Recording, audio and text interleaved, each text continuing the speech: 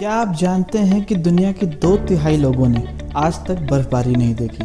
क्या आप जानते हैं कि शैम्पू शब्द अंग्रेजों की नहीं बल्कि भारत की देन है? तो चलिए समझते हैं कुछ ऐसे ही दुनिया के 5 अननोन फैक्ट्स को।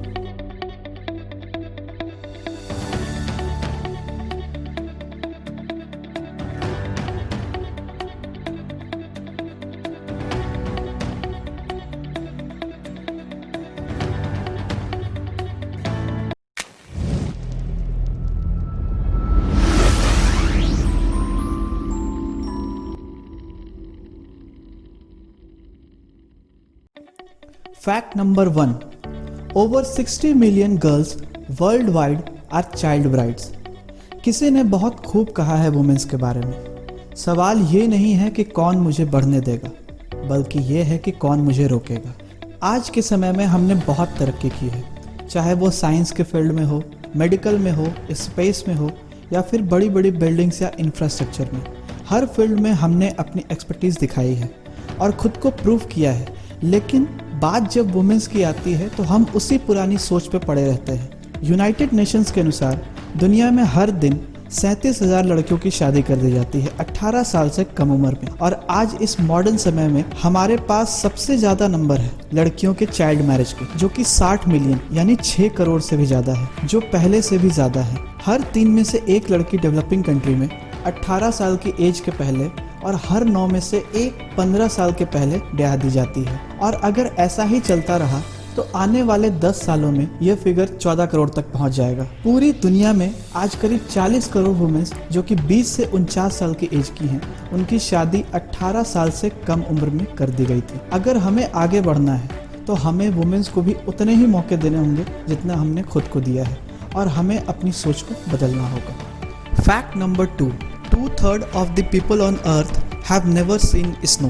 जी हाँ, आपने बिल्कुल सही सुना। अर्थ की टोटल पॉपुलेशन के 2/3 लोगों ने आज तक बर्फबारी नहीं देखी है। हालांकि इसके पीछे एक सिंपल सा लॉजिक है कि दुनिया के 10 सबसे ज़्यादा पॉपुलेटेड एरिया और कंट्री ऐसे हैं जहां कुछ हिस्सों को छोड़कर बर्फबारी नहीं होती है, और ज़्यादातर लोग गर्म जगह में रहना पसंद करते हैं, क्योंकि लोग अपने काम और अपने कंफर्ट को देखते हुए ठंडी जगह को अवॉइड करते हैं। एक और रीज़न ये भी है कि अर्थ की most of the population equator के नज़दीक रहती है, जहां सूर्य की रोशनी सीधे पड़ती है बाकी हिस्सों के मुकाबले। Fact number 3. There are over 200 bodies on Mount Everest and they are used as landmarks. Mount Everest, जिसे संस्कृत या नेपाली में सागर माथा कहते हैं, जिसका मतलब होता है स्वर्ग की चोटी, जो कि इस पूरी पृथ्वी की सबसे ऊंची पहाड़ है, जो कि 8,850 मीटर या 29,000 फीट ऊंची है। दुनिया के बहुत से लोगों ने इस पर चढ़ाई करने की कोशिश की और बहुत से लोग इसमें सफल भी हुए, लेकिन कुछ ऐसे भी लोग थे जो इसे पूरा नहीं कर पाए और उनकी डेथ या तो चढ़ते वक्त हो गई या फिर पहाड़ से उतरते वक्त। ऐसे लोगों को आज एक लैंडमार्क के रूप में देखा जाता है, जिससे ये पता चलता है कि एवरेस्ट की चोटी से वो कितनी दूर है या फिर उनका इस्तेमाल खतरे से बचने के लिए किया जाता है। इन सभी को ग्रीन बूट्स के नाम से जाना जाता है। इनमें जो पहला नाम आया था वो एक इंडियन पर्वतारोही तिवांग पाजोर, जिनकी डेथ 1996 में एक केव के पास हुई। और जो भी क्लाइंबर्स एवरेस्ट पे चढ़ाई करते हैं वो इनकी बॉडी के पास से जरूर गुजरते हैं। ऐसे कई नाम हैं जिनकी ट्रेजिक डेथ हुई माउंट एवरेस्ट पे चढ़ाई के दौरान, जैसे डेविड शार्प, फ्रांसिस आर्सेंतियाव, उनके हस्बैंड, और भी बहुत से लोग। बहुत से लोगों का ये मानना है कि डेड बॉडीज़ को लैंडमार्क के रूप में इस्तेमाल करना हमारी इनह्यूमन या अमानवीय बिहेवियर को दिखाता है। लेकिन हमें खुद से ये सवाल पूछना होगा कि क्या हम खुद कभी ना कभी ऐसा नहीं करते जब हमने किसी की मजबूरी का फ़ायदा उठाया हो, और क्या ये सही है? दोस्तों, आगे बढ़ने से पहले मैं आप सबसे ये रिक्वेस्ट करना चाहता हूँ कि अगर आपको मेरी वीडियो यहाँ तक अच्छी लगी है तो प्लीज़ मेरे चैनल को सब्सक्राइब कीजिए और बेल नोटिफिकेशन को ऑन कर दीजिए। Fact number 4. Your body itself is a planet. हम चाहे इस बात को ना समझते हों, लेकिन हम में से हर एक इंसान एक चलता फिरता प्लैनेट है, और हर इंसान का अपना इकोसिस्टम है।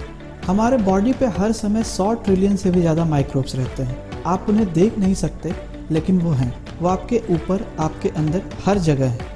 चाहे वो माइक्रोस्कोपिक बैक्टीरिया हो जो हमारे जीभ, टीथ या फिर स्किन पे रहता हो, डॉर्मेंट वायरस हो जो हमारे नर्व सेल्स में रहता हो, या फिर वायरस के जैसे DNA के पीसेस हो जो कि हमारे जीनोम का 8% हिस्सा है, ये सब मिलकर हमारे बॉडी को एक प्लैनेट बनाते हैं। हमारे बॉडी में 100 ट्रिलियन से भी ज़्यादा माइक्रोब्स रहते हैं, जो कि अर्थ की टोटल पॉपुलेशन से 14,000 गुना ज़्यादा है। इस बात की गंभीरता को आप इस बात से समझ सकते हैं कि हमारे टोटल वेट का 1.5 किलो वेट सिर्फ इन माइक्रोब्स का होता है। ज़्यादातर समय हम अपने बॉडी को इन माइक्रोब्स के साथ काफ़ी अच्छे से शेयर करते हैं, लेकिन कभी कभी ये सिस्टम खराब होने लगता है जब खटमल, जू या फिर दूसरे कीड़े मकोड़े के काटने से हमारे बॉडी का सतह पतला हो जाता है, जो कि घाव, फोड़े, फुंसी की वजह से फट जाता है, जिसे ठीक करने के लिए हम एंटीबायोटिक्स का इस्तेमाल करते हैं, जिससे बीमारी पैदा करने वाले माइक्रोब्स के साथ साथ अच्छे माइक्रोब्स भी मर जाते हैं। इन माइक्रोब्स के साथ रहना हमारी मजबूरी भी है और ज़रूरत भी, क्योंकि ये हमारे बॉडी के इकोसिस्टम को कंप्लीट करते हैं। Fact number 5, the word shampoo is derived from the word Champu in India. India ने दुनिया को बहुत कुछ दिया है, हम आज भी दे रहे हैं और आई होप कि हम आगे भी देते रहेंगे। शैम्पू वर्ड की कहानी बड़ी इंटरेस्टिंग है। ऐसा माना जाता है कि इंडिया में शैम्पू करने की आदत 1500 सालों से भी पुरानी है, लेकिन तब इसे शैम्पू नहीं चंपू कहते थे, जो कि संस्कृत के चपयाती शब्द से बना है। पुराने समय में लोग नहाने से पहले रीठा, आंवला, शिकाकाई और दूसरी जड़ी बूटियों का पेस्ट बना के अपने बालों में लगाते थे और नहाते वक्त उसे धो लेते थे ताकि बाल साफ, सुंदर और मजबूत रहे। भारत में जब अंग्रेजों का शासन था, तब बिहार के पटना शहर के रहने वाले एक बंगाली शेख डीन मोहम्मद अपनी आयरिश पत्नी के साथ इंग्लैंड के ब्राइटन शहर में बस गए और वहां अपनी पत्नी के साथ मिलकर उन्होंने इंग्लैंड का पहला शैम्पू बाथ सैलून खोला और धीरे धीरे उनका काम और नाम दोनों फेमस होने लगे। उनकी फेम इतनी बढ़ गई कि किंग जॉर्ज 4 और किंग विलियम 4 ने उन्हें अपना पर्सनल शैम्पू सर्जन बना लिया, यानी उन्हें जब भी शैम्पू करने की चाह होती तो वो शेख डीन मोहम्मद को ही बुलाते। फिर इंडिया से जो भी अंग्रेज वापस ब्रिटेन आते गए, वो इंडिया के काफ़ी खूबियों के साथ साथ इस शैम्पू की आदत को भी अपने साथ लेते आए। लेकिन चूंकि ये सारे लोग चंपू नहीं बोल पाते थे, इसलिए धीरे धीरे चंपू शैम्पू बन गया, जिसे आज दुनिया जानती है। तो बस आज के लिए इतना ही। आई होप आपको मेरी वीडियो पसंद आई हो। अगर आपको मेरी वीडियो अच्छी लगी है तो प्लीज़ इसे लाइक कीजिए, शेयर कीजिए और मेरे चैनल को सब्सक्राइब कीजिए, क्योंकि मैं आपके लिए ऐसे ही वीडियो लेके आता रहूँगा। मिलते हैं नेक्स्ट वीडियो में। Good bye.